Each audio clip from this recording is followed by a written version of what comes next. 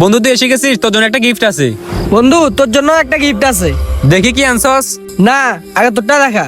এই দেখ বন্ধু, আমি তোর জন্য একটা নতুন স্মার্টফোন আনছি। কি তুই আমার জন্য স্মার্টফোন আনছস? কিন্তু বন্ধু আমি তো তোর জন্য তেমন কিছু আনতে পারি না রে। আরে দেখি কি আনছস। কি বন্ধু তুই আমার জন্য মানি ব্যাগ আনছস? কি বলিস বন্ধু, মানি ব্যাগটা তোর পছন্দ হয়েছে? হ্যাঁ বন্ধু, মানি ব্যাগটা আমার অনেক পছন্দ হয়েছে। আচ্ছা তুই থাক, আমার একটু কাজ আছে, আমি একটা জায়গায় যেতেছি।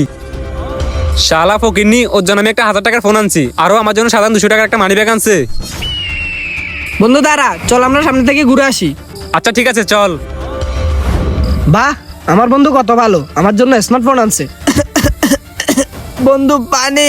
বন্ধু তুই দাঁড়া, আমি তোর জন্য এখনো পানি নিয়ে আসতেছি। এটাই সুযোগ, পানির সাথে বিষ মিশিয়ে ওকে মেরে ফেলবো। আজকে এই বিষটা খাওয়াই ওকে মেরেই ফেলবো। এই নে বন্ধু, তোর জন্য পানি আনছি, পানি খা।